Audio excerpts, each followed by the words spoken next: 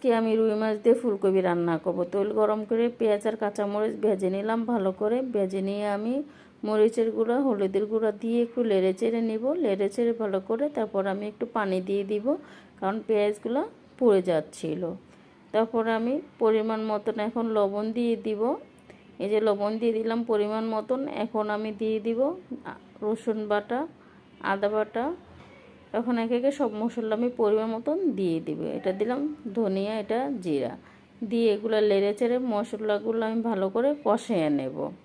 কষানোর পরে আমি ফুলকপিগুলো দিয়ে দিব। আসসালামু আলাইকুম, হ্যালো এভরিওয়ান, আপনারা সবাই কেমন আছেন? আপনারা যদি আমার ভিডিওটা দেখে থাকেন, ফেসবুক ভাইয়েরা আপনাদের কাছে আমাকে পাঠিয়ে থাকে অথবা ইউটিউবে দিয়ে থাকি, সাবস্ক্রাইব এমনকি লাইক কমেন্ট করবেন আমার ভিডিওটাকে। কেউ কিছু মনে করবেন না। রান্নাটা দেখে যদি কোনো ভুল ত্রুটি হয়ে থাকে অবশ্যই আমাকে জানাবেন। আর যদি ভালো লাগেও থাকে তবুও আমাকে জানাবেন কমেন্টে অথবা লাইক কমেন্ট দিয়ে আমার সাথে থাকবেন।